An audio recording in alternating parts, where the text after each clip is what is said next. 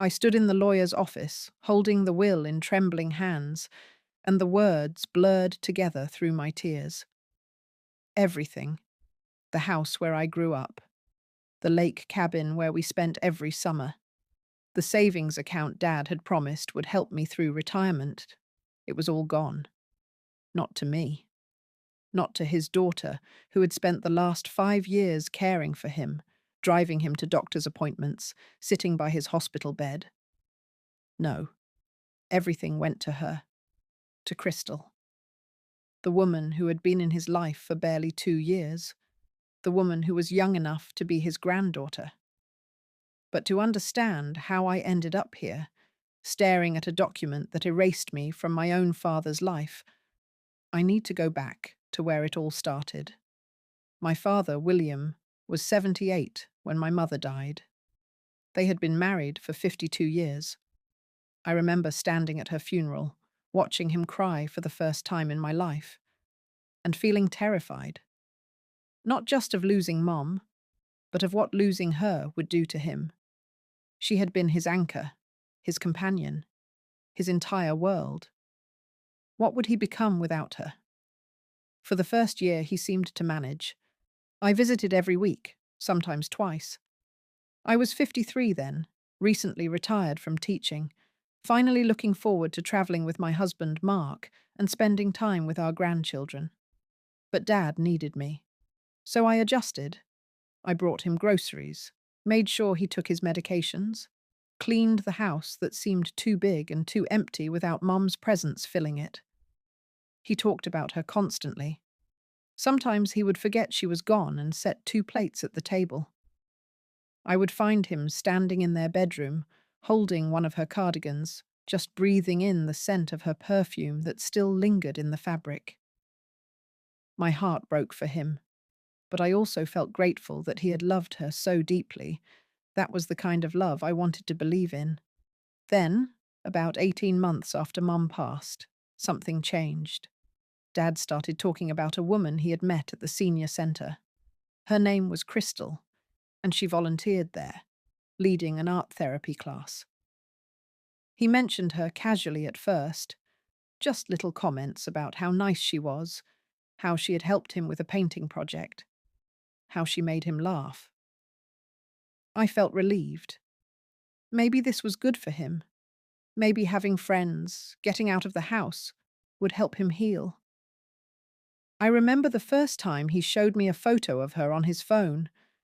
I had expected someone his age, maybe a widow who understood his grief. Instead, I found myself staring at a picture of a woman who could not have been older than 40.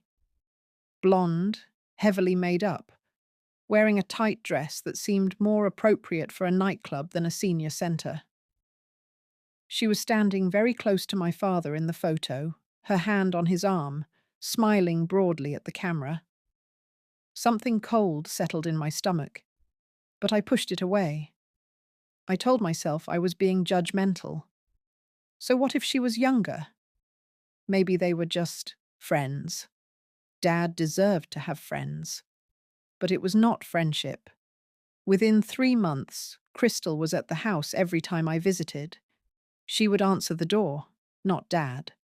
She started rearranging the furniture, replacing Mum's photographs with abstract art prints, throwing away Mum's belongings without asking anyone. I watched her box up my mother's collection of porcelain birds, pieces Mum had collected for 40 years, and when I asked what she was doing, Crystal smiled sweetly and said they were just gathering dust and Dad wanted to modernize. Dad stood behind her and nodded, though he would not meet my eyes. I tried to talk to him alone, but it became impossible. Crystal was always there. When I called, she answered his phone. When I suggested we have lunch, just the two of us, Dad would hesitate and then say Crystal had already made plans for them. It was like watching him disappear behind a wall, and I could not reach through it. Then came the announcement that shattered what was left of my denial. They were getting married. I was sitting in Dad's living room, though it no longer felt like his living room. Not with the new leather furniture and the stark white walls where Mum's floral wallpaper had been, when he told me. Crystal sat beside him, her hand possessively on his knee, that same bright smile plastered across her face. I must have looked shocked, because Dad started talking quickly, explaining how Crystal made him happy, how he deserved companionship in his final years, how Mum would have wanted him to move on. But I barely heard him. All I could think was that this woman was 38 years younger than him. She had never asked about his life, never shown interest in his stories, never once mentioned my mother, except to suggest removing her things. I asked Dad if we could talk privately. Crystal's smile tightened, but she stood up and left the room. The moment she was gone, I took his hands. I told him I was worried. I told him this felt rushed. I asked him if he had really thought this through, if he understood what marrying someone so much younger might mean. I tried to be gentle, but I needed him to hear me. He pulled his hands away. His face, which had always been so warm when he looked at me, turned cold. He said I was being selfish. He said I just could not stand to see him happy. He said Crystal had warned him I would react this way, that adult children always tried to control their parents. That word, warned, it hit me like a slap. She had been preparing him for this conversation. She had already poisoned him against me. I left that day with tears streaming down my face, and I did not hear from Dad for 2 weeks. When he finally called, it was to tell me the wedding date. He did not ask me to help plan it. He did not ask if I approved. He simply informed me, and then said he hoped I would be there because it would mean a lot to Crystal. Not to him. To Crystal. I went to the wedding. It was small, held at the courthouse, and Crystal wore white, virginal white. I stood there in the witness row, watching my 79-year-old father marry a woman who looked at him the way someone looks at a winning lottery ticket, and I felt sick. After the wedding, everything accelerated. Crystal moved into the house completely, and suddenly I was no longer welcome to just drop by. I had to call first. I had to schedule visits. And every time I came over, Crystal dominated the conversation, talking about their plans that seemed to involve spending a lot of Dad's money. She wanted to remodel the kitchen. She wanted to take a cruise to the Caribbean. She wanted a new car because Dad's old sedan was embarrassing. I watched him nod along, watched him pull out his checkbook again and again, and I felt helpless. I tried talking to him one more time. I drove over unannounced one afternoon when I knew Crystal had her yoga class. Dad answered the door, and for a moment he looked surprised to see me, almost happy. But then his expression shifted, became guarded. I asked him to please just listen to me for 5 minutes. I told him I loved him. I told him I was not trying to control him or ruin his happiness. But I was scared. I was scared that Crystal was taking advantage of him, that he was being manipulated. I asked him to please consider a prenuptial agreement, or at least to make sure his will was up to date, and that I was still included. His face turned red. He told me I was greedy. He told me I was just like every other ungrateful child who only cared about inheritance. He said Crystal had been right about me all along. I was only pretending to care about him so I could get his money when he died. Those words came out of my father's mouth. The man who had taught me to ride a bike, who had walked me down the aisle at my wedding, who had held my children when they were born. He looked at me with genuine disgust and called me greedy. I left sobbing and did not go back. Months passed. I tried calling, but Crystal always answered and said Dad was resting or busy. I sent cards for his birthday and Christmas. I got no response. My own father had been turned against me completely, and there was nothing I could do. Then, One morning, I got a call from a number I did not recognize. It was a nurse at Mercy General Hospital. Dad had been admitted 3 days earlier with pneumonia. He was stable now, but he had been asking for me. 3 days. He had been in the hospital for 3 days, and no one had told me. I drove straight there, my heart pounding. When I reached his room, Crystal was sitting beside his bed, scrolling through her phone. She looked up when I entered, and her expression turned icy. She told me Dad was sleeping and I should leave. But I pushed past her and went to his bedside. He looked so small in that hospital bed, so frail. His hand was cold when I took it, and his eyes fluttered open. He saw me and smiled. A real smile. He whispered my name, Sarah, and squeezed my hand weakly. He said he had missed me. He said he was sorry. Crystal stood up abruptly and said visiting hours were over. A nurse came in and gently suggested I step outside for a moment while they checked his vitals. I kissed Dad's forehead and promised I would be right back. But when I returned 10 minutes later, Crystal was standing in the hallway with hospital security. She claimed I was upsetting Dad and had been asked to leave by the patient himself. I tried to argue, tried to explain that Dad had just asked for me, but the security guard was already escorting me toward the elevator. I called the hospital every day. They told me only immediate family could get information. I explained I was his daughter. They said Mrs. Crystal Henderson had provided a list of approved contacts, and I was not on it. I was not on the list. His own daughter. Dad came home from the hospital a week later. I only knew because a neighbor mentioned seeing the ambulance. I tried calling again. Crystal answered and told me Dad did not want to see me. Then she hung up. That was the last time I heard my father's voice. 3 months later, I got another call. This time it was from Crystal herself. Her voice was flat, almost bored, as she told me Dad had passed away in his sleep the night before. I did not even get to say goodbye. The funeral was small. I sat in the front row, numb with grief, and Crystal sat on the other side of the casket, dabbing at dry eyes with a tissue. She wore black, but her nails were freshly manicured, bright red. I watched her accept condolences from people who barely knew Dad, playing the role of grieving widow with practiced ease. After the funeral, there was a reading of the will. That was when I found myself sitting in the lawyer's office, listening to him read through the document my father had signed just 6 months before his death. The house where I had grown up, where I had celebrated every Christmas, every birthday, every milestone of my life, went to Crystal.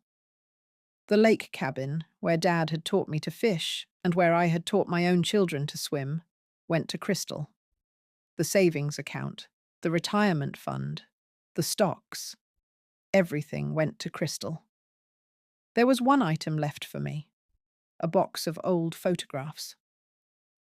The lawyer looked uncomfortable as he handed me the clause that explained this distribution. It stated that I had been estranged from my father by my own choice, that I had shown no interest in his well-being, and that Crystal had been his sole caretaker and companion in his final years.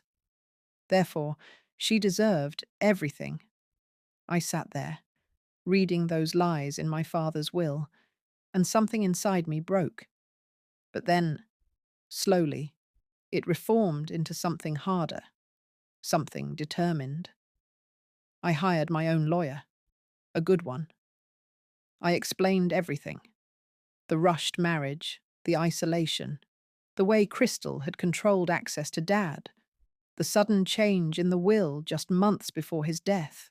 Lawyer listened carefully and then told me we had grounds to contest. Elder abuse, undue influence.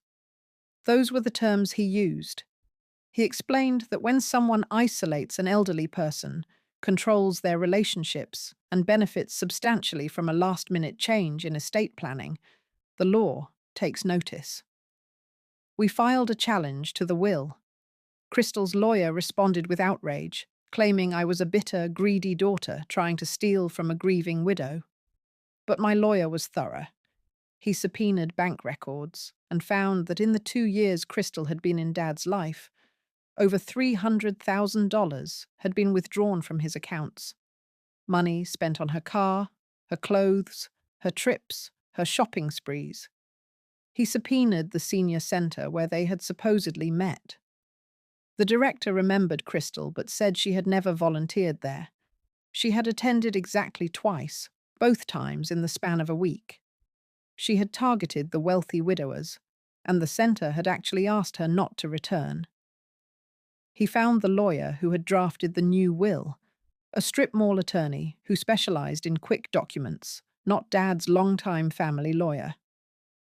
That attorney admitted under deposition that Crystal had been present for the entire consultation, that she had answered most of the questions, and that Dad had seemed confused but had signed when Crystal encouraged him. We found medical records from Dad's doctor visits in his final year. The doctor had noted concerns about his memory, early signs of dementia, increased confusion. Crystal had been present at these appointments and had insisted they not tell me about the diagnosis because it would upset me unnecessarily. She had kept me away deliberately.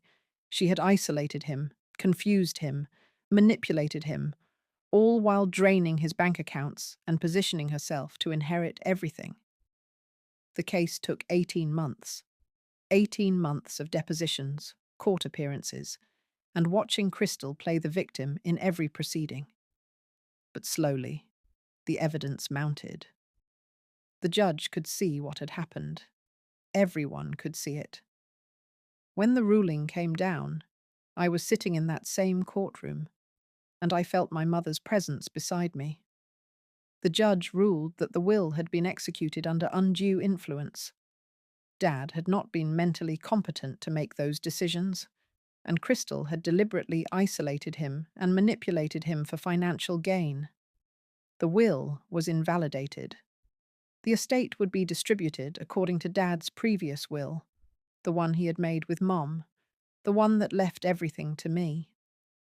Crystal had to return the house, the cabin, and what remained of the money she had not already spent. She was also ordered to pay my legal fees. I watched her face as the judge read the decision. For the first time since I had met her, the mask slipped. The sweet smile vanished. What I saw underneath was cold rage and contempt. She did not look at me as she left the courtroom, her lawyer rushing to keep up. With her furious stride, I sold the house. I could not live there. Not after everything that had happened. Too many ghosts. Too many memories tainted by what Crystal had done. But I kept the lake cabin. I brought my grandchildren there last summer, and we scattered some of Mum's ashes in the water where she had loved to swim. I wish I could say this story has a happy ending, that I got closure or peace. The truth is more complicated. I won in court, but I lost my father long before he died. I lost the chance to say goodbye, to hold his hand one last time, to tell him I forgave him. Crystal stole that from me, and no judge's ruling can give it back. But I also learned something through this nightmare. I learned that when something feels wrong, when you see someone you love being isolated and controlled, you have to fight. Even when they push you away. Even when they call you selfish and greedy and accuse you of terrible things. You fight because love means protecting people, even from their own mistakes. And I learned that the law, slow and imperfect as it is, can still deliver justice. There are protections for vulnerable elderly people, for people who are manipulated by predators like Crystal. You just have to be brave enough to use them. I think about Dad every day. I look at those old photographs, the only thing he left me in that fraudulent will, and I see the man he really was. Not the confused, isolated person Crystal turned him into, but the father who loved me, who loved Mum, who built a good life through hard work and integrity. That is the man I choose to remember.